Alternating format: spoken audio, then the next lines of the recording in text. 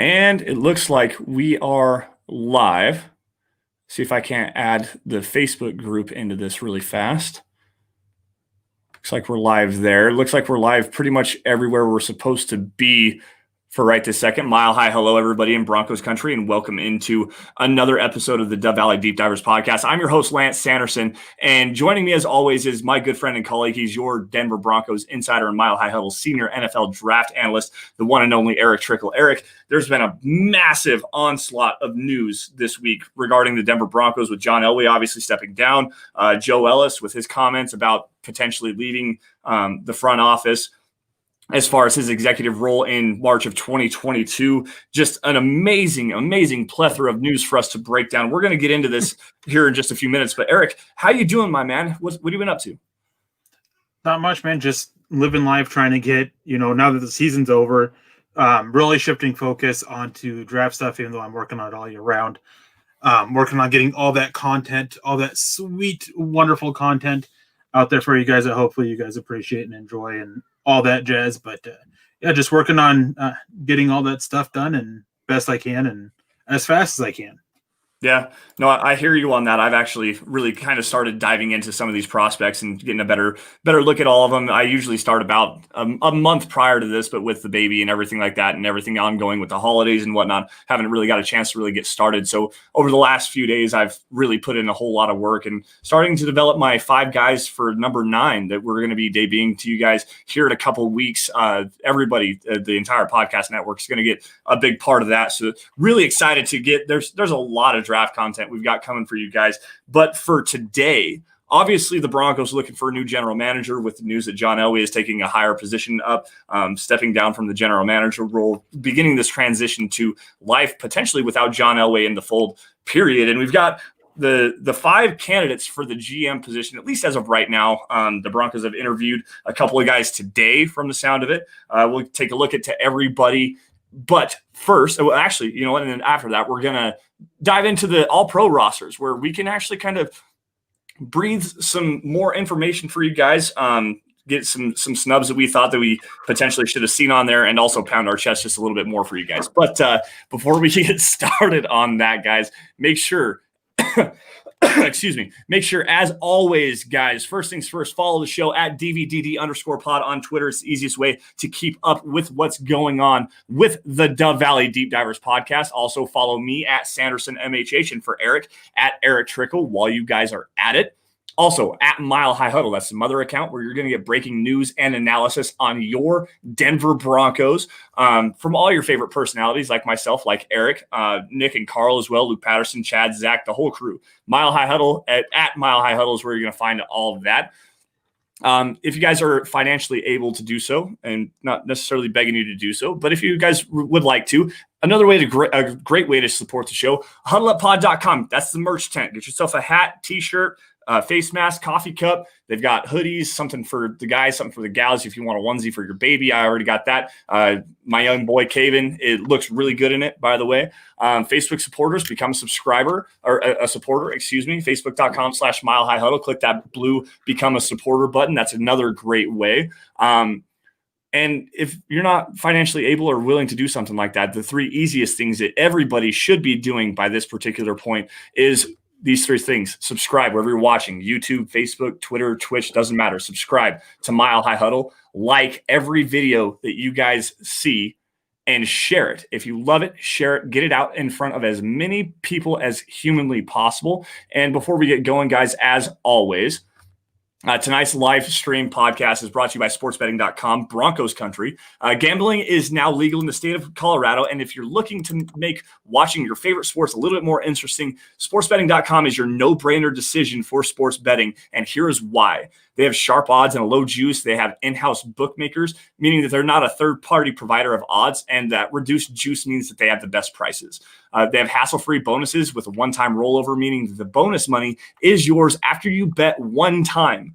They have 24/7 live customer support with always a real person in the United States. You're not going to get somebody overseas or somebody you can't understand. It's always a real person in the United States, which makes your customer support needs so much more easier, I'm telling you. But also, guys, here's the kicker. Right now, after you make your first deposit, sportsbetting.com will match it up to $750. That's $750 in free bet credits. Plus, right now, with the NBA season tipping off and we've got games already going, the Nuggets just lost a brutal game last night to the Dallas Mavericks. You'll also get a $25 in free bet credits. So, guys, if you want to line your pockets a little bit, start off this new year on the right foot, head on over to sportsbetting.com/milehighhuddle. That's sportsbetting.com/milehighhuddle and capitalize on up to $750 in free bet credits and start this year off on the right foot.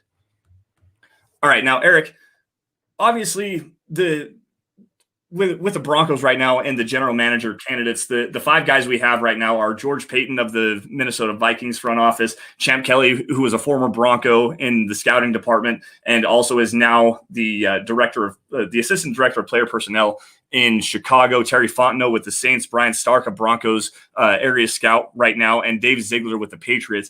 It's kind of interesting. There's a lot of connections here, and there's a lot of connections to be made. I want your opinion, though. Who is your number one guy for the Denver Broncos? Who's the guy that you want to see him bring in? The guy I want to see them bring in the most is Champ Kelly. And I see in the chat people are talking about how they want no part of the whole Mitchell Trubisky trade up and everything, which is understandable. Yeah. But Champ Kelly wasn't the only voice behind that. He probably didn't have that much of a say. That was very much a head coach, and the general manager's name escapes me. But it was very much those two guys wanted to do it. And I'm sure he was like, yeah, let's do it. But still, but the biggest thing is you can't judge an assistant director of player personnel or whatever his position was back then. I can't remember exactly what it was off the top of my head. You might be able to better say that is you can't judge a guy based off of one move. Look at some of the other stuff that the Bears have done. Some of their draft picks have been really good picks. They've got a couple really good guys on that offensive line that they draft, primarily the interior. They've got some pretty solid defenders and just some other moves. And then that big trade for Khalil Mack as well. The biggest thing about Champ Kelly is he's aggressive. And I want an aggressive general manager. That's what made John Elway so successful, was he was aggressively pursuing Peyton Manning. He went and aggressively pursued Aqib Talib, DeMarcus Ware, TJ Ward, and then Emmanuel Sanders. Very aggressive on those fronts, and that's what I want. Also with George Kelly is that he had his hands in a little bit of everything. He worked with pro scouting, he worked with college scouting, he's worked with contracts, he's worked with pro acquisition, all these aspects of it. And that's what you want to get out of your general manager. Somebody who has experience in everything, because they are going to be involved in everything. So to kind of piggyback off of what you said there, as far as going and getting Peyton Manning and going and getting DeMarcus Ware and Aqib Talib and Emmanuel Sanders and TJ Ward, you know who was at that time working with the Denver Broncos? Champ Kelly. Champ Kelly was actually he was an area scout, and he worked up to the assistant director of pro personnel from 2007 until 2015 when he signed on with the Bears. He was a big part of that front office that went out and aggressively went and improved the team with those big major free agent acquisitions. Now, to give you guys a little bit more history on Champ Kelly, obviously he was with the Broncos, but prior to that, he was a contract advisor, the general manager, and the wide receiver coach in the United Indoor Football League, and for the Lexington Horsemen, I believe is what the team was called. They actually won the United Bowl in his last season there. He interviewed today for about 3 hours, but after being in the United Indoor Football League, he worked with the Broncos as an area scout in 2007, worked up to the director of pro personnel as well, where in 2015, he transferred over to Chicago, where they hired him as the director of pro scouting and then promoted him to the assistant director of player personnel in 2017. With Chicago, his main responsibilities were grading the top 100 draft prospects. So, Eric, I know you're going to like that. He led the team's efforts in unrestricted free agency and advanced scouting of upcoming opponents. And also, he worked with Vic Fangio. So there's an obvious connection here, not only to the Broncos, but with the Broncos head coach. And with the aggression and with his aggressive moves in free agency, and also in the draft, he was a part of the Mitchell Trubisky trade. Even though they picked the wrong guy, they probably should have taken Deshaun Watson or even Patrick Mahomes, obviously, in that particular spot. He was a part of we're going to trade up and we're going to go get our guy. He was a part of the Khalil Mack trade as well. I really value your opinion on that, and I agree with you there. with the Broncos picking number 9 overall and them not potentially having that answer at the quarterback position in Drew Lock, we're just still not sure at this particular point. Could you see Champ Kelly coming in, being the general manager, and then orchestrating a trade up to go get a Justin Fields or a Trey Lance or a Zach Wilson within the top 10? I definitely think it's possible. Mike Kliss on his podcast actually said that the way from the sense he's getting is that Denver will be aggressive and go get their quarterback in the draft. And he said that on his podcast, I believe, last night, which that's pretty eye-opening. I mean, everybody knows that as much grief as Kliss gets from the widespread media in Denver and even Bronco fans and everything for being a Broncos lapdog, that's what he is. He's getting his information directly from the team. And and I got to give him credit. He does such a good job of passing this stuff off as opinion. So I wouldn't be surprised if that's what he's hearing. I wouldn't be surprised if there are some coaches in that organization that don't feel that Locke is the guy and they want a general manager to step up.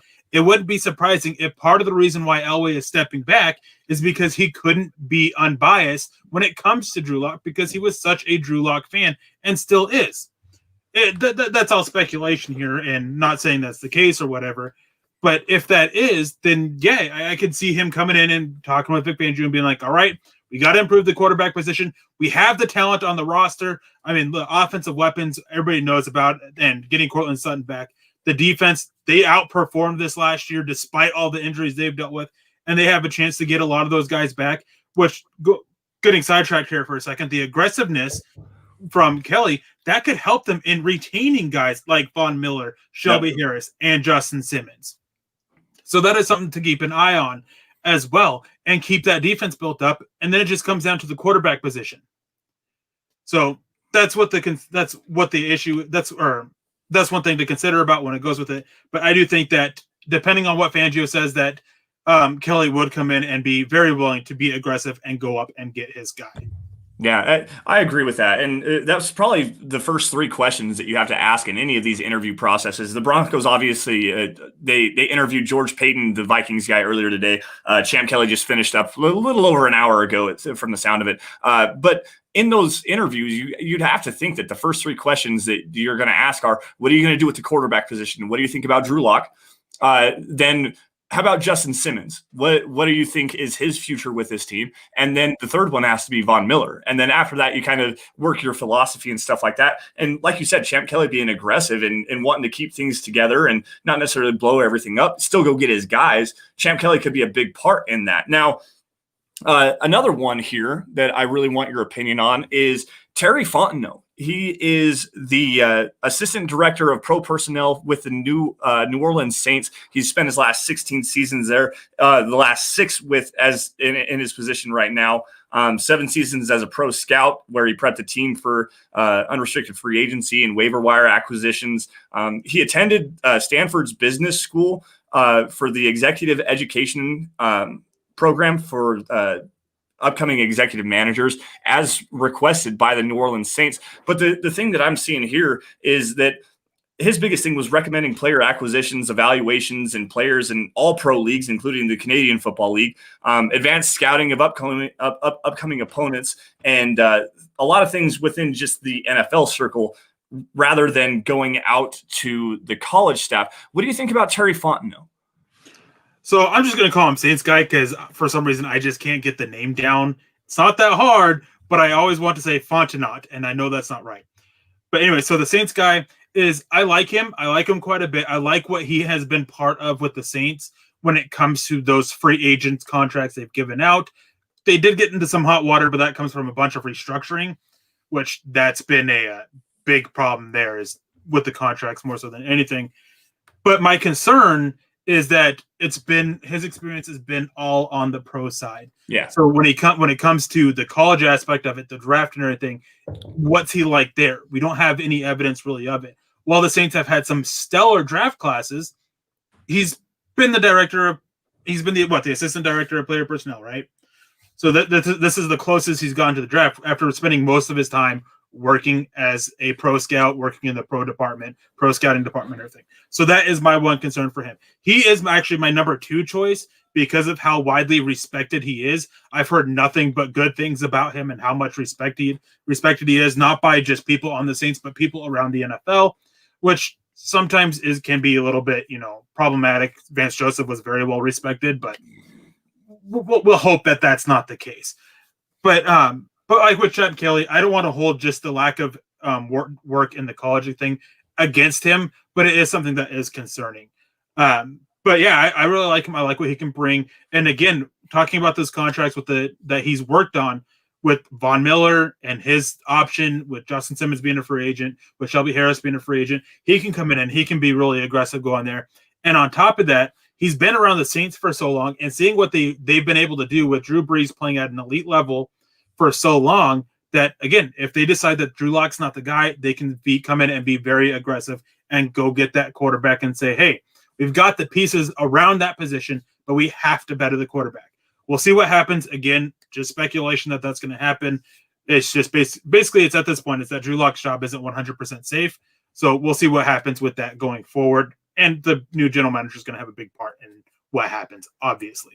Yeah, absolutely. And MRM 5897 coming in here with a high quality comment here. If the Saints have the deepest roster, then Fontenot should be the wise decision. But who knows? Elway can't even step completely away and wants Vic to have a voice in the decision, which is scary. Now, I want to dispute the last part of that, because having Vic Fangio, he's coming back next year. So that we're just going to have to get over that. That's already a done deal.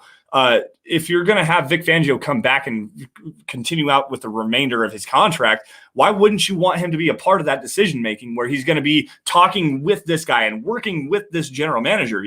It's not a dead relationship by any stretch of the imagination. Now, I just want to throw this out there real quick, is that successful teams have a very good working relationship between their head coach and their general manager.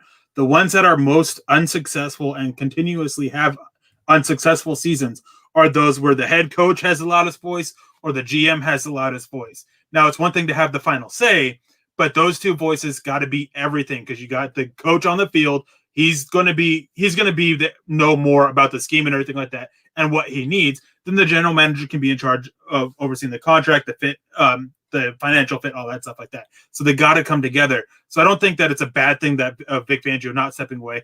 And I do think from everything that I've heard that Elway he'll be there as a opinion, but he's not going to step in and he's not going to override the decisions they make. Yeah, unless it's something major, like we're going to hand out $45 million guaranteed or make a trade for Deshaun Watson, which isn't going to happen, I don't think. Something like that. Like there's some big decision-making he's going to be a big part of. But for the most part, it sounds like he is actually going to step away from the day-to-day football operations and just let the general manager do his thing and kind of phase himself out of the Broncos front office. But before we continue on here, guys, I do want to we've got super chats and great questions coming in here. There's a couple that came in before we even got started from Kenneth Booker. We'll grab the first one first. What are your top 5 most fun to watch players in this draft? And Eric, we talked about this a little bit before we came on. This is a very subjective question.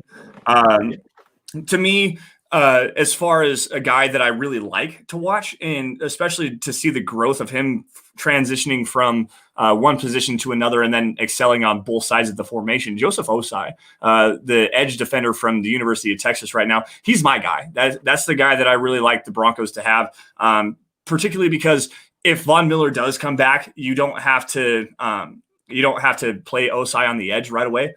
He can play off ball as an off ball linebacker where he drops back into coverage very well, at least the athleticism to be able to do so, understands his depths, moves well vertically and moves well horizontally as well. He's a high quality edge defender as well, because there's a lot of refinement in his hand technique. His hands are never dead. He's always moving his hands back and forth, trying new rip and counter moves to try to create some separation. And he doesn't ever get bullied by offensive linemen. He does a really good job of separating in the running game. So to me, that guy right now, as far as the technical refinement of his game, he doesn't have quite the high end athletic upside that I'd really like to see from a guy like that. But if you want a perfect scheme fit for what the Broncos want to do with their off-ball linebacker and then have the versatility to slide him up into the front after Von Miller phases himself out, or if Bradley Chubb, the Broncos don't extend that 5th-year option to Bradley Chubb, Osai is a perfect replacement there. So that's the guy that I would really like to see the Broncos take at number 9. You'll hear a lot more about this later. Another guy that I really like, Jalen Darden, I think North Texas wide receiver, jitterbug kind of a guy, really quick, decent route runner. I think there's some more refinement to work there. The problem is he's small. He's not a very big guy. I do like the jitterbug aspect of him there a lot. I like Caleb Farley as well. His transitions and his hip technique is very good. Very smooth back pedal. He's very patient in his back pedal. Doesn't like to dictate where guys are going. So just the top 3 for me, that's probably where I'd like to go as far as the most fun for me to watch. Eric, what do you think? So for me, I think that the funnest guy it is for me to watch is Kyle Pitts out of Florida. There you go. Dude is just a freak of nature athlete at the tight end position. And with as dangerous as he is as a receiver, he's actually not that bad of a blocker.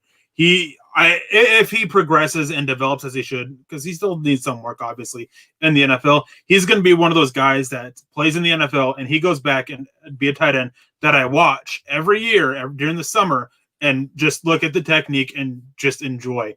And because you can learn a lot from them, and that helps you when scouting college players and to see how far away from where they probably should be.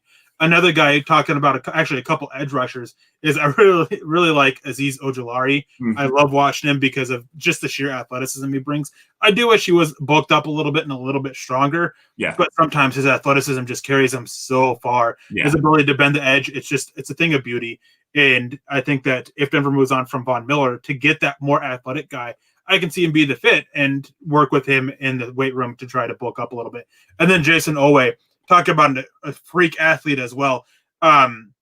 He made Bruce Feldman's freak list, top 100 freak list, and it is said that he ran a 4.3440 at 260 pounds, 6'5" at Penn State last spring. So, and if he runs anything near that at the combine, his stock is going to soar up. You can use him in so many ways on your defense, inside, outside, on the edge. You can even drop him into coverage depending on what type of where at. I mean, obviously you don't want him taking a tight end deep down the middle, but kind of watching those flats and those short hook zones and everything like that, you can kind of have him do that. And that's what makes him so much fun to watch. A lot of more athlete than football player, but oh man, Jason Owe is so much fun. And then my last 2 guys for the top 5, Paris Ford, just because he's such a versatile athlete, versatile player in the secondary, reminds me so much of what Kareem Jackson does and can be so much better than that. And then Elijah Vera Tucker, USC interior offensive lineman, moved out to offensive tackle, I believe left tackle this year. And just the technique is rather far along for most college players coming out. I like that. I love the versatility. And quite frankly, I love offensive line play, and his is probably not the cleanest, but some of the cleaner stuff with so much upside that he has that's so obvious on tape that makes it fun to watch for me anyways. Yeah. I was watching Owe the other day, and you can see the athleticism pop. I really wish that he had some more refinement in his hand placement, though, because that seems to be an issue for him. He doesn't have a lot of counter moves, and that's another thing with Azeez Ojulari, but that's a coachable thing, and you can work with that high-end athleticism. I actually have so Osai is my number 1 edge right now just because of, like I said, the versatility with him and the refinement in his hand technique and stuff like that. Gregory Rousseau and Ojulari and Owe make up 2, 3, and 4 in no necessarily specific order right now. Rousseau with the crazy length probably gets the nod there, but he's got the athleticism. Ojulari and Owe, they with the hand placement, I don't necessarily like that right now. I think Owe has more power than Ojulari does right now, so I'll give him a little bit of a nod. But as far as with Ojulari, the athleticism and the bend that he does possess, it's just great. Those guys are incredibly fun to watch. Let's move on with another super chat here. I had another one here closer. Mohammed Badri with a super sticker. Unfortunately, John isn't with us tonight, guys. John KMHH, follow him on Twitter. Bawana Beast, as you guys know and love him, the man behind the sticks. So we can't pull that super sticker and actually get it on the screen. We apologize for you that tonight, Mohammed. Thank you for joining us as always. Thank you to everybody for joining us. I've got Darab Qureshi, I think is how you pronounce that last name. Chris Clark as well. CC MRM. We gave you a shout out earlier. Wolf Sky 9. Chase Wellner in the house as well. WE coming in here with a super chat really fast. Are you expecting the new GM to trade up or draft the best quarterback available at 9? I'm expecting Trey Lance to be available. Eric, I'm going to let you take this away, but I do want to drop a hint here. There is a person in this staff that is going to highlight Trey Lance at number 9 here in the next couple of weeks, and I'll let him do that. But Eric, what do you think about Trey Lance? I really like Trey Lance, and I can definitely see the enticement there with him. Mm-hmm. And I don't want to talk about him too much, obviously, for something that we have coming up here in a couple weeks. But I mean, if he's there, I could see Denver doing it. I don't think that I wouldn't say I'm expecting them to trade up, but I'm not writing it off as much as I was before John Elway and Matt Russell stepped down and retired. In the case of Matt Russell, I think that the chances of it aren't like extremely high, but they're definitely higher than what they were. And I think a lot's going to depend on what general manager they go and bring in, obviously, as to how aggressive they get. And we talked about that with the Saints guy and the Champ Kelly, that they could be a little bit more aggressive in going and getting their guy because of what they've been around with their respective teams, the Bears and the Saints. So again, not expecting it, but I do think that it's a lot more likely now than it was before. Yeah, it's hard to me because Trey Lance did play at North Dakota State, so lower level college school. He didn't play this year except for one game. The sample size is really small. You see the big tools, the big traits, really decent athlete as well. And I like him as far as a runner moving downhill, and he's not scared to take a shot. The big arm talent pops as well, but at the same time, having that kind of a guy, if you're looking to replace the quarterback position in Drew Lock or even create some kind of a competition, I don't expect him to be able to come in and step in day one and upset Drew Lock for that starting position just because he is so raw. Now, long term, if the Broncos were in a position where they had a veteran, say like the Indianapolis Colts, for example, like they have Phillip Rivers, where a veteran, they might be potentially looking to move on from Phillip Rivers this year. But if they bring him back, or even Sean Payton with the Saints and Drew Brees in that situation, where he can sit and grow and kind of learn from a guy for a year or two, that would be great. The Broncos aren't in a position to be able to take that kind of a player right now, and with Lance being as raw as he is, that sets his team back another year, and I don't think that they have the time or the luxury of being able to do something like that. That's just my personal opinion on that. Let's see here. MRM coming in here again with a $2 super. Thanks, man. We appreciate you for that. Let's see. Goodness me, Oway, he says. That's CC. No on Watson, way too expensive. I fully agree there. I want to get this out there real quick with Watson, talk about it. If the Broncos decide to go be aggressive and go get a better quarterback, they'd be stupid not to look into Deshaun Watson. I agree. Because of what he did with the Texans this year. I know they didn't win a lot of games, but it's not his fault. Like, he put up plenty of points. He did a lot of great things for them with next to nothing around him. Well, hell, defense completely fell apart and faltered, and just so many issues there, along with many other issues. Now, I don't think the Texans eventually make him available, but if they do, and the Broncos don't look into it, not saying if they don't get him or anything like that, if they don't even look into it, they're dumb, and everybody there should be fired. Yeah, you should at least call on that. I mean, as you were saying, with the lack of talent around him, they traded away to DeAndre Hopkins as number 1 wide receiver. Brandon Cooks was in and out of the lineup. They released Kenny Stills halfway through the season. I mean, his number 1 wide receiver there for a while was Kiki Cutie. Like, are you serious?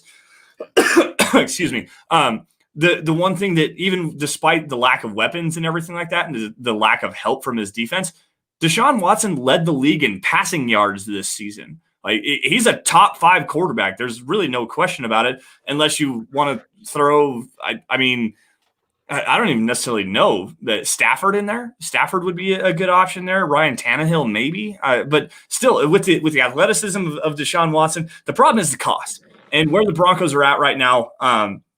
Yeah, they definitely need to go get a quarterback, but there's still some holes on this roster, long-term holes that need to be addressed. And if you're going to talk about giving away 2 or 3 first-round draft picks on top of 2 or 3 second-round draft picks, if it's 2 1s and 2 2s, if that's the final asking price, I'm on that all day. No question, 2 1s and 2 2s. If it's a third number 1, I'm not about that. Three number 1s is too much for me. I'd do 4 easily. I would do 4. Deshaun Hamilton is a top 5 quarterback in the NFL. Getting him Deshaun makes the Broncos playoff contenders. Yeah. He will put them into the playoffs with the weapons that they have on offense. Yes, the defense has issues, and yes, losing those picks hurt, but you can still go find and get talent, and having your quarterback solved gives you more versatility to go get that help elsewhere. So I would do 4 first-round picks in a couple seconds in a heartbeat. To get a quarterback of the caliber of Deshaun Watson. So here's the question that I've got for you, and this was something I heard on the radio today. 2 guesses as to where I heard it. Number 9 overall, Jerry Jeudy, and 3 extra first-round picks. Would you pull the trigger? Number 9 overall, 3 firsts, and Jerry Jeudy. No, because you don't want to take away from the weapons that you're offering. That's what I said too. Somebody in the chat real quick says, if he can't make Houston better, how can he make Denver Super Bowl bound? Because Denver's biggest issue this last year was inconsistency from the quarterback position. Houston's biggest issue was the lack of talent they had. Yep. Deshaun Watson was far and away their best offensive player. And if you take him out of there, they're pushing going 0-16. Yeah. He won them as many games as they did. Yeah, that's very true. And like I said, he just led the league in passing yards, so it's not an issue of him being able to play. Now, you can't drag your team to victories. Well, he did drag his team to 4 victories, so let's just end that conversation there. But also, another big shortcoming from this Broncos team came from the injuries on the defensive side of the football. If you guys, we're down to, 6, 7, and 8 cornerback? Well, I guess cornerback 3 and Ojemudia technically, because that's where he started at. But you've got Parnell Motley playing extended snaps. They brought in Devontae Bosby, who was struggling. Who else? I don't even remember the names of the guys that were playing at the cornerback position because they were that bad. Nate Hairston, there's another one. So cornerback 3, 6, 7, and 8, or whatever the hell it is. It's atrocious. If you keep, say for whatever reason, the Broncos want to run it back defensively, and they want to keep AJ Bouye, they want to keep Jarrell Casey, they want to keep Von Miller in tow. Everybody stays healthy. If you implant Deshaun Watson, regardless of the contract, I know it's not going to work that way. But if you put Deshaun Watson in this team right now over Drew Lock, there's no question this team wins 10 games. No question at all. They might even be the number 2 seed in the AFC. That's the kind of play that you're going to get from a Deshaun Watson. Now, Kenneth Booker coming in here on another super chat before we get it back to the GM conversation. If Pitts falls to number 9, I dream him and Fant together. Now, Eric, drop some knowledge really fast. So, I as I was saying earlier, I really like Pitts, and pairing him and Noah Fant together would make this offense extremely hard to stop. Now, if Denver does decide to roll it back with Drew Lock, I think the biggest change that needs to happen is Pat Shurmur needs to use more 2 tight end scheme and 2 tight end sets. I said this before, and this is one reason why I won't completely rule out Denver drafting a tight end. I don't think it happens, but if they are rolling it back with Drew Lock, they definitely got to look this way. Nick Van Nett was struggled for a large portion of the year. He started turning around a little bit towards the end, but he still wasn't good enough. He's looked like a solid number 3 guy. 2 tight end sets, you want to have at least 3 or 4 deep. And I just don't trust the other guys, Troy Fumagalli, Jake Butt. I just don't trust those guys. And Pat Shurmur's scheme, when he does use 2 tight ends, he's shown how easy he can make things for the quarterback and for them. Man, getting an athlete like him and pairing him with Fant, especially with him, his ability as a blocker, you make this offense a lot more dangerous. And you're actually helping Drew Lock because you're putting him in something that he's comfortable with and actually executed out of really well. Another tight end, of course, would be Pat Freiermuth out of Penn State, who I like a little bit more in that case if they were to do that because he is a little bit of a better blocker than Pitts. Yes. So he doesn't have as much athleticism, not that as big of a receiving freak as Pitts is. So you kind of want that balance with Noah Fant there. But man, just either of those 2 with Fant. If Denver went this route, that is the biggest key. If Denver went this route, would be amazing. Albert O, he still has so much to work on with his route running and his blocking that he is just not a guy to be that number 2 guy. Right now, he's probably that number 4 guy. Maybe in a few years, maybe he can be that 2 or 3 guy, but right now he still has a long ways to work on. He showed this year that he has a very one-way skill set that just hurts the offense with taking away versatility, despite how helpful he can be in that one area. Yeah. So let's get back to this general manager conversation because Facebook user coming in here. I apologize for not being able to see your name. For whatever reason, there's a setting in Facebook that you need to allow certain permissions for us to be able to see your name. I'll go back and check this out and respond to you in kind as well. But as far as the GM that's best for us, we've already run through Champ Kelly and Terry Fontenot, but the guy that the Broncos interviewed first, at least earlier today, is George Paton, who has spent a long time with Minnesota Vikings general manager Rick Spielman. I mean, literally going back to the late 90s, I believe, is when George Paton was first brought into the NFL. He worked with Chicago back then and then worked with Miami after that. And he spent the last 13 seasons as the assistant general manager to Rick Spielman in Minnesota. His primary focus is coordinating the scouting and personnel functions in pro scouting department, and he helps with college scouting department to prepare for the NFL draft. I'm not exactly sure the extent of that kind of a knowledge, but the interesting thing about George Paton is that Mike Kliss, and actually I think there was a Tom Pelissero as well, said that he is that all indications, this is from Mike Kliss, excuse me, all indications are George Paton is the Broncos GM candidate to beat, provided he doesn't take the Detroit Lions job. He's probably the most experienced candidate, especially because he's going back to the late 90s and has worked with Rick Spielman for as long as he has. And there is a direct connection with the Broncos right now because he worked directly with Pat Shurmur back in 2017. Y'all remember Case Keenum and the Minnesota Miracle? George Paton and Pat Shurmur were on the same staff there. So there's an obvious Broncos connection there with the experience. Eric, what do you think about him? So one thing that I really like about him is that he's had his hands in everything. He's worked with the college scouting department. He's worked on contracts. He's worked on veteran player acquisition. He's worked in the pro scouting department. He's worked with everything. So he knows everything, but he has experience in everything. So that is probably the most attractive thing about him. My concern is some of these bad things that Rick Spielman does and him potentially bringing those with him. Some of the contracts the Vikings have handed out have been atrocious. Yep. Just look at that Kirk Cousins one. Yep. And again, it's much like Champ Kelly with trading up to get Mitchell Trubisky and missing on that. It's not all on him, but it is something that you do have to sit there and be a little bit concerned about. And it's not just Kirk Cousins' contract. There were plenty of others that were terrible contracts, terrible moves for them, especially of late. They've had some solid drafts, but not great drafts. So it's been very hit or miss for the Vikings of recent years. And that's the concern with him. It's not that, and that's just enough to put him as my number 3 guy for general manager. My biggest thing is again, just everything that he picks up with Rick Spielman. And part of me thinks he's going to end up taking this Lions job because he's very close to Rick Spielman and his family. And Rick Spielman's brother, Chris Spielman, is, I believe, the CEO of the Detroit Lions. And so there's that direct connection there, being very close to the family, going and working under one brother, getting a promotion to go work with the other brother. So I kind of think that's what's going to end up happening. And plus, from some stuff that's been going around, is it sounds like that Paton wants to be able to go get his coach, his guy, and that Vic Fangio, obviously, he's safe for this year. So that may be a confliction there.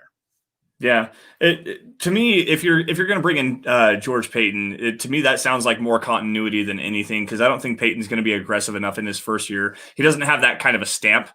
To me, he did going to go overpay a veteran quarterback. Exactly. That's kind of where I was going with this. Was it like if you want a guy that's going to go and get a new quarterback for the Broncos, George Paton's not going to be the guy because he's going to go get a veteran guy. See Kirk Cousins, quite honestly. See Case Keenum as well. So that's the direction that he's probably going to go.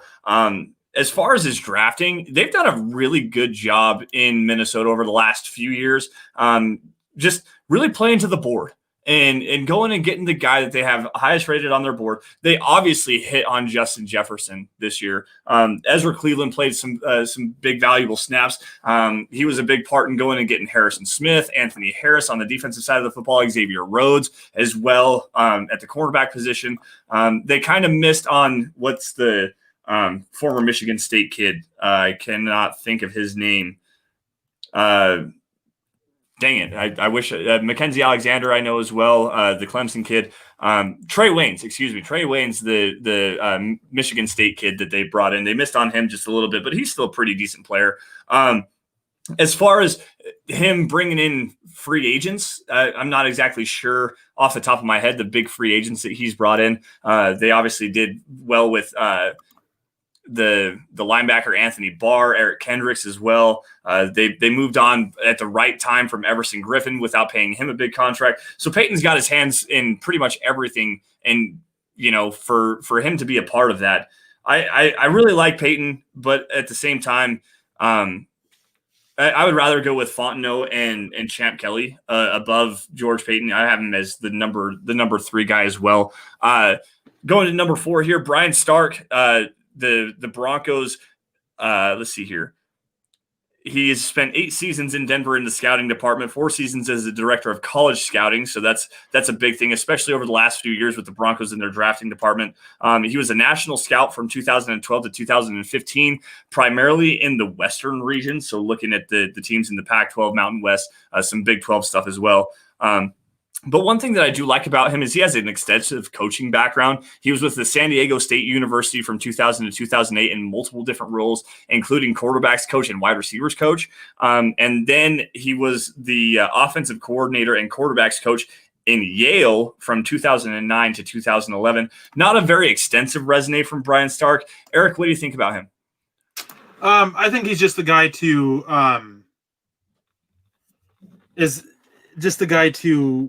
just be that in that homegrown interview. I don't think that he's got much of a shot of it all, and just kind of be, I just don't think it's much of a shot. I think that he's a guy that maybe they'll look at for a promotion, maybe with the new staff, because I'm sure whoever they bring in, they'll want to make some other changes to the front office, and maybe this is a move where they go for that. Probably make him what? He's the director of pro scouting, right? Director of college scouting right now. Director of college scouting. So you'd probably make him the director of like all scouting. I can't remember what the actual position is called, but just kind of promote him or something like that. Maybe that's what the interview's for. And it's the same thing with the other guy, just to kind of get him out of the way too, is Dave Ziegler from the New England Patriots. Yeah, he's the assistant director of player personnel in New England right now. Spent 4 years as the director of pro personnel and 3 seasons as the director of pro scouting. He broke out in Denver under Josh McDaniels, by the way, back in 2010. That was his first job, was an area scout, I think, or director of college scouting under Josh McDaniels, and we all know how that ended. So yeah. And my biggest thing with him is that I think it's just kind of a way to get an idea about some stuff Patriot way, things like that. And I think that with their Nick Caserio or whatever his name was taking the Texans job, I think that he'll probably be first in line to take over as general manager of the Patriots. Yeah. So it's just these two guys. I think there's a big gap between Patton, the Saints guy, and the Bears guy, Kelly, and these two. I think that it is a very big gap between them.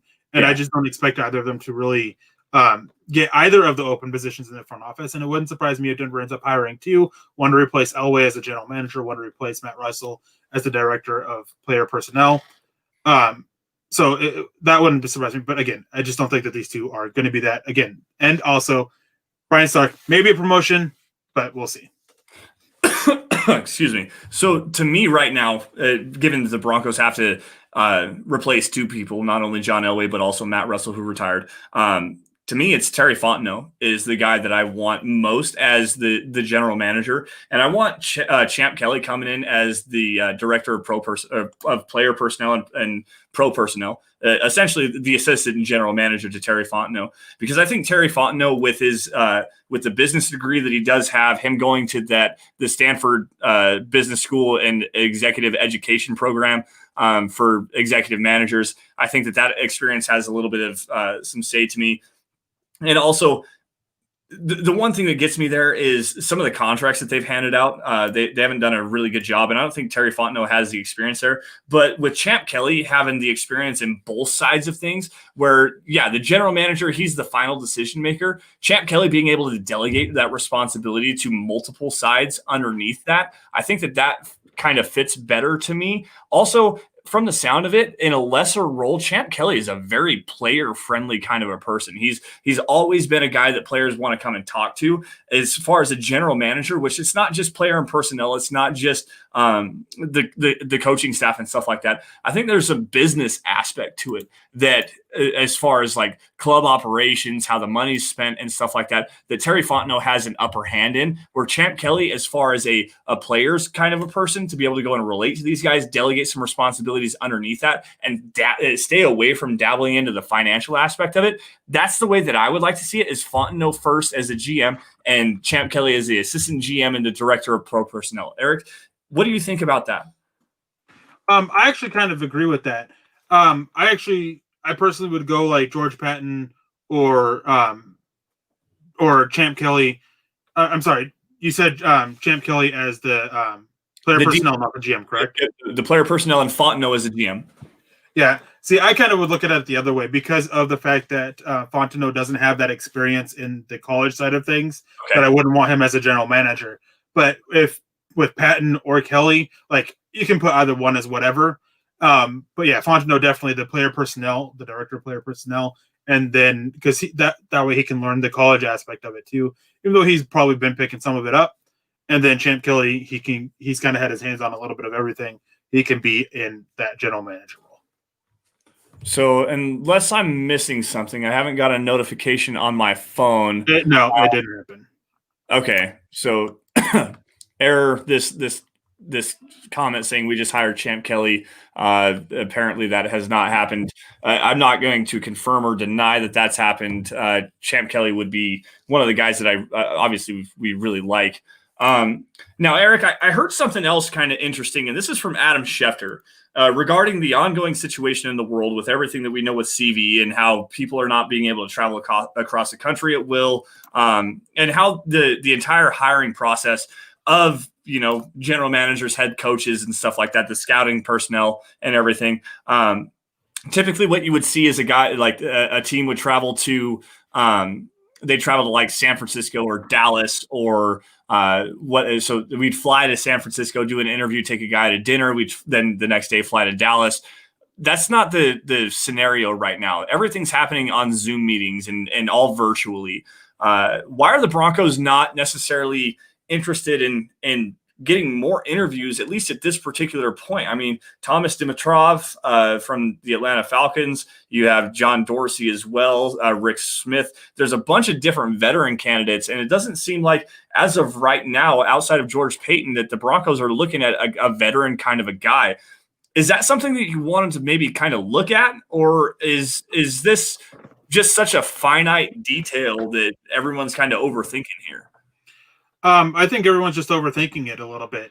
I think that basically all the veteran general managers, I think they were speculated on, but I don't think it was ever the desire for the Broncos to go that way. It seemed like that with the changes that they've wanted to get fresh blood in there. New eyes, guys who've not done the job before, and have them grow and adapt. I mean, they have Vic Fangio, who just finished his second year as a head coach, and maybe they can grow together as a coach and general manager duo. So we'll see what happens there. I just didn't think that a general veteran was an option.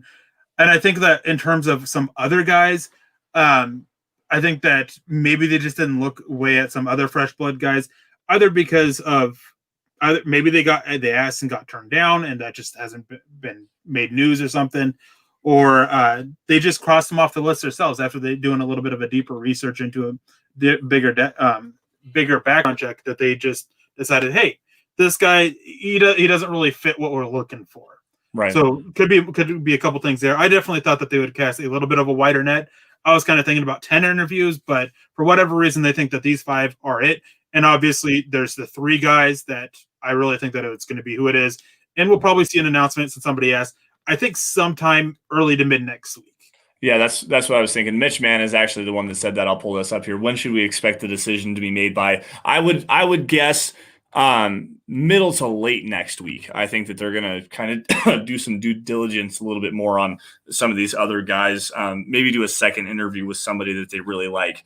And who knows? It's still so very early in this process. This news broke, Monday, I believe, that John Elway is going to step down. We're now Friday. We're only 4 days away from that. So Give it a week, maybe 10, 12 days, something like that, and we might see some more movement on that front. Well, It really wouldn't surprise me that to see another guy get his name dropped. And Adam Peters was a guy that I really liked, but didn't he already sign? I haven't seen anything official, but there's a lot of people talking about how he's going to the Panthers, but I haven't seen anything official. Well, him and Matt Rule were good friends. I think they were at UCLA together there for a while. So that was an obvious connection. I think they're buddies. I might be thinking of the wrong guy, but Adam Peters to Carolina sounds right. But I think that's going to do it for the conversation regarding the general managers. Now, another bit of information that kind of dropped today was the All-Pro rosters for 2020 dropped today. And the Broncos got represented in the second team aspect by none other than your boy and my boy, and the one that we always continue to get hated on for, Garrett Bolles. And Garrett Bolles made the second team All-Pro. I didn't see the first team. The biggest snub to me on this one is Justin Simmons not getting named at least to the second team All-Pro. He had another great season, 5 interceptions, a million tackles from what it seemed like, even though it wasn't quite that much. But Garrett Bolles, after everything that we went through over the summer, after all the vitriol that we damn near got our show suspended for clapping back at some people and stuff like that. That really is the most vindicating thing. I mean, go back to the episode where we were projecting the 53-man roster, where to find out more if you really want to know more. But the fact that after everything that has happened, and we predicted that he was going to play at a high level, and I even said at that particular time he's going to play at an All-Pro level this year, and to see that is incredibly vindicating. Yeah, I definitely agree. Obviously, we've been staunch reporters for a while. Even though we did when we first started, before we were live, we had that one podcast where we both ripped him to shreds over what he needed to work on, and then not long after that, we started to see the improvements, and we would talk about it, and we would just be told we were wrong and all this stuff like that, which it continues to happen. It's moved on to another player. But yeah, after all the hate that we got, it's kind of obviously a self pat on the back for us a little bit. Yeah. But obviously we're very happy for Garrett Bolles, and absolutely, he's put the work in, and he definitely deserves it. And just nice to see. Now, I actually disagree about Justin Simmons being a snub. And it's not that his play exactly didn't deserve it. Obviously, the interceptions are hard to sit there and argue with. My biggest thing is that to start the year and end the year, he wasn't good. He definitely was not the same. Probably the first 3 games and definitely the last 2, maybe 3 games. He definitely wasn't the same Justin Simmons caliber level player that we know of. The one interception, I think, against the Raiders, it was definitely right place, right time. Yeah. His coverage was kind of off. His run defense was off, and it just seems like watching them, it's well known that the Broncos had some changes made to their defensive coverage schemes, and I think that they kind of changed Justin Simmons' role a little bit to help cover for those issues with the poor play at cornerback, and I think that really impacted him not being able to kind of do not necessarily his own thing, but kind of do his own thing, and it kept him from doing that, and that's what happened. And another guy that I think that was deserving. I definitely think he should have made All-Pro, first team All-Pro, if he didn't get hurt. Was Bryce Callahan? He was the best nickel corner this year, it's not all that close, really. I mean, he was a shutdown nickel corner when he moved to the boundaries, when he gave up catches, which that may have seen him be kept off a little bit, but yeah, he definitely was deserving, and then he got hurt, which obviously sucks. And in my opinion, there is no other Broncos player that is even close to being deserving. No, not at all. I mean, it. Excuse me. You see it. Obviously, you have the unanimous guys, Aaron Donald and Travis Kelce. I'm curious to see who the first team All-Pro left tackle was, because honestly, I figured that's who it was going to be, was David Bakhtiari. But interior defensive lineman, no, you're not going to get anyone there. Bradley Chubb, he had a pretty solid season, but at the same time wasn't nearly good enough to be an All-Pro. just hard to see anybody else that could be a snub. Justin Simmons is probably the only guy that I could actually see being a snub with the 5 interceptions. And I understand where you're coming from with that. Statistics do matter, and he was still one of the best Broncos defensive players. The scheme switch really did hinder him. Going more to 2-man underneath and instead of keeping that match quarters aspect where he could ride and work more towards the middle of the field and stuff like that. Opportunistically taking the football away really kind of hurts when you're in 2-man under as compared to that match quarters cover 4. But at the same time, very proud of Garrett Bolles, very, very glad for him, very happy for him to finally get some recognition for the high quality play that he has had. Yeah, it doesn't sound right when you think about it. Like if you hear me say it, Garrett Bolles was actually a pretty damn good left tackle for his first 3 years in the NFL. Like, honestly, he had some. He was solid. Yeah, he was solid. I'm not saying top 5, at least top 10 though. He was a solid. I firmly believe that he was at least a top 10 left tackle as far as pass protection, and also in the running game. The holding penalties and the sometimes where he missed assignments and stuff like that really kind of hindered that, and people really got down on the holding penalties more than anything. To see it all round together and to see him put the work in and to humble himself and to not only get his coaching staff involved and to help him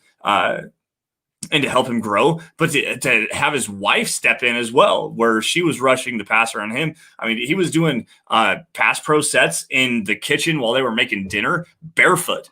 Like most people, you'll hear like Luis Vasquez said, yeah, I did a pass set today in the kitchen, whatnot. No, Garrett Bolles was doing that every single day barefoot so that he could understand and feel on the hard tile floor in his kitchen where his weight was at on the balls or the heels of his feet. Like he went into incredible depth of trying to improve his technique this year, and it paid off. And I'm very proud of the guy. I'm very happy for him too.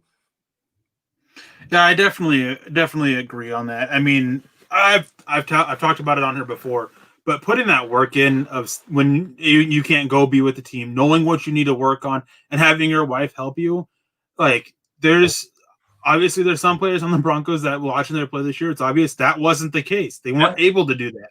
And it wasn't much different. I mean, Garrett Bolles, he had a lot to work on. He had a lot to improve on. He had a new offense to work on to learn as well. And he did all that. And now here we are, second team All-Pro. Congratulations to him. He is definitely deserving of it. Yeah, absolutely. I'm going to see if I can grab a couple of comments here. And if not, here we go. Brittany Bolin is doing the background checks on these general managers. And this is kind of a newsworthy thing to me. There was a lot of speculation with her not being involved in the interview process because it's going to be Joe Ellis and John Elway and Vic Fangio doing that. And Brittany Bolin is not a part of that. And to me, at first, it seemed like that was a major oversight in the trust with Joe Ellis, as far as not including her if she's actually a true, legitimate candidate for taking over the Broncos as far as the owner is concerned. Not having her in this capacity where she's in the interview process and seeing that with this great learning experience. The problem is legally she's not able to do that. With the ongoing litigation from between Beth Bolin Wallace and the trust and her and Brittany's standing within the organization, she's not allowed to be in those interview processes anyways. So for her to do the background checks on these general managers and get the information out to you guys way more in depth than what we did today, that right there shows that the Broncos still want to have her in as a high up figure within the organization and potentially as an ownership prospect. It doesn't mean that they're going to sell the team immediately. It doesn't mean that she's not, they don't trust her as far as making these kinds of decisions. Legally, they can't allow her to be there. So let's just do away with that. Let's see here. What else do we got? Eric, do you got anything else?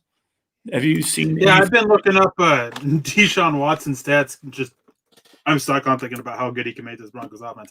Man, it'd be great. In every advanced efficiency stat, he's top 5. Yeah. And off the top of my head, I'm trying to remember. I think he's the only quarterback in the NFL that was top 5 in all of them. I think Patrick Mahomes and Aaron Rodgers, they missed out on one. But I mean, kept clean, under pressure, play action, all that stuff. Man, it would be so good. But anyways, that's beside the point. I do see somebody talking about getting Gregory Rousseau, and then somebody else says he's the number one edge rusher. I don't think he's the number one edge rusher anymore this year. He was, but I definitely think that depending on the scheme, Kwity Paye has probably beat him out. I think Azeez Ojulari is probably up there. Ronnie Perkins out of Oklahoma, if he declares, will probably push for it. And I think, in my opinion, anyways, Joseph Osai is actually higher than he is. Very, very, very raw. Great athlete, very raw. Yeah. And then somebody asked about Kyrie Cleveland's future. It's definitely I think it's on an upward track based on this year, but it's still going to take a lot of time. We got to see what he can still do. I think he will have a bigger role next year, and we got to see what he'll do with that before saying he'll be much more than probably a fourth, fifth, or fifth receiver. So going back to the edge receiver or the edge defender here, Kwity Paye over Gregory Rousseau. I can see that with the technical refinement, but I think that there's a lot more versatility and scheme diversity with Rousseau than there is Kwity Paye. I see him as a 6 or 7 technique defensive end and a even front in a single gap defense where he's not going to ask to do a whole lot. The athleticism is there. The refinement in his game is there. I'm not sold on Kwity Paye over Rousseau in any way, shape, or form. I also see Rousseau in Miami sliding down, and he'll play at like a 1 or a 3 technique, and they'll rush him from the inside on some twists and stunts and stuff like that. Not necessarily his best role by any stretch of the imagination, but the length and the strength and the just sheer athleticism of Rousseau has him way over Kwity Paye in my particular opinion. But anyways, guys, I think that's going to do it for us tonight. I'm actually starting to not feel too great, and I hope that my voice sounds at least decent. But anyways, guys, thank you all for joining the Dove Valley Deep Divers podcast. You can follow me on Twitter at Sanderson MHH, for Erick at Erick Trickel. Don't forget to follow at DVDD_pod. It's the easiest way to keep up with what's going on with the Dove Valley Deep Divers. Also at Mile High Huddle for instant news and analysis on your Denver Broncos from your favorite Mile High Huddle personalities, including me and Erick, Nick and Carl, Luke, Chad, and Zach, the whole gang, James Campbell every now and again as well. Again, gentle reminder, huddleuppod.com, go get your merch. Facebook supporters, become a supporter at facebook.com/Mile High Huddle. And if you're not willing to do anything like that, everybody should be doing these 3 things. Subscribe wherever that is. YouTube, Facebook, Twitter, Twitch. It doesn't matter. Subscribe to Mile High Huddle. Like every video you guys see. And if you love it, share it. Share it out, get it in front of as many Broncos fans as humanly possible, because that in and of itself is the easiest way to help the show and the entire Huddle Up Podcast Network grow. Now, Erick, before we get out of here, first things first, I want to ask, what do you think of the wild card weekend? Who do you got in a few of these games? And also, any last words? I'm going to skip over the wild card part because I don't even know who's playing who. Denver was eliminated. I stopped caring about the playoffs. I'm focused on draft, which there's a couple questions here I want to get to. Our pal asked, have them made the top 5 safeties for the draft yet? It's not top 5 safeties, but it is made. It is waiting to get published and everything. It is 5 safeties for the Broncos to draft. My top 5s and stuff like that, they'll be coming out way down the road, probably March, April. And then K-Hop asked, do you think Drew Lock can have a Josh Allen comeback story? Josh Allen hasn't had a comeback story. Josh Allen showed progress each and every year. Drew Lock hasn't. So it's not really a comeback story. If you want to look for a comeback story, probably something like Ryan Tannehill, Derek Carr, Alex Smith. Those are probably the ones that you want. And time will tell with Drew Lock. Not even Derek Carr. Derek Carr showed improvement, and yeah, he did have a down year after the Raiders jettisoned all of his talent, including Amari Cooper and Michael Crabtree. They got rid of Jared Cook too. He had nobody to throw the football to last year. He had no weapons at all. Josh Jacobs was it. Okay, we got a Derek Carr stand here. I am a Derek Carr Go back into your hole. I am a Derek Carr stand. Yeah. I heard an interesting comparison talking to a friend of mine the other day, and quite honestly, it makes a lot of sense here. And it really is going to depend on Drew Lock harnessing that athleticism and using his legs a little bit more. What do you think about if the Broncos were to have some patience with him and they actually did let him develop a little bit more? Alex Smith in the San Francisco 49ers, and he was not very accurate, made a lot of bad decisions, and was not necessarily the greatest player, but he kept him alive with his legs. I think that Drew Lock can be a more arm talent Alex Smith if he has the time to develop. I really do. I'm not sure he has the smarts or the athleticism. That's the problem. Alex Smith had sneaky good athleticism. Oh, yeah. Yeah, I think Drew Lock has sneaky good athleticism. I don't see it. Maybe, like, I don't know. I'm not trying to be too controversial anymore with my opinions on Drew Lock, so we'll see what happens. We'll wait for that. I mean, obviously, we don't know what's going to happen. We don't even know if Drew Lock's going to be on the team this year, so we'll figure it out. I think he will be, but yeah, I may not. You never know. I do too. I think Lock's going to be on the team, and I think that there's going to be some competition, whether it's a rookie or a veteran guy. Nick Foles, if they hire Champ Kelly to the front office, Nick Foles is an option there. And then before we get out here, just one more comment. Then I have a couple little announcement things. Aubrey Lopez says, "Are you going to stream again before the Monday game?" We won't. We stream it. We are live every Friday. On Sunday, Monday, Wednesdays, and Thursdays are Chad and Zach, the leaders of the group. On Saturdays, tomorrow night, it'll be Nick Kendall and Luke Patterson. And then on Tuesdays, it'll be Nick Kendall and Carl Dummler. So we have a pod every single night. Our night just happens to be Friday.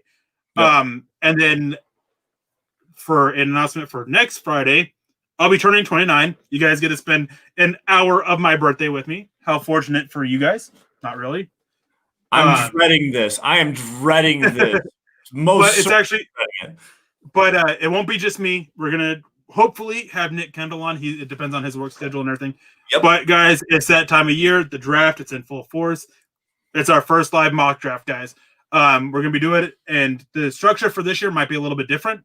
You guys will still have a loud say in who gets selected, and depending on how it goes. But the whole say won't be just up to you guys. This year. So just keep that in mind. But you guys will have a very loud say about it. I'll just basically be the scout. Nick Kendall will as well if he joins us. But yeah, it's our first live podcast. And then 2 weeks from now, the week after the 22nd, is a special. I'm not sure if it's going to be a Dove Valley Deep Divers, a Huddle Up pod. I'm not sure what it's going to be, but all of us podcasters are going to be live for probably about 20 hours or so. Not really, probably going to be a couple hours at least, going over some draft stuff for you guys. So make sure you guys tune in for that as well. Yeah, until then, until next Friday, you guys have a great and wonderful weekend. Be safe out there. And hopefully you guys get through your work week next week. And hopefully I will as well. Hopefully. We'll see what happens. Yeah, it's going to be a lot of fun.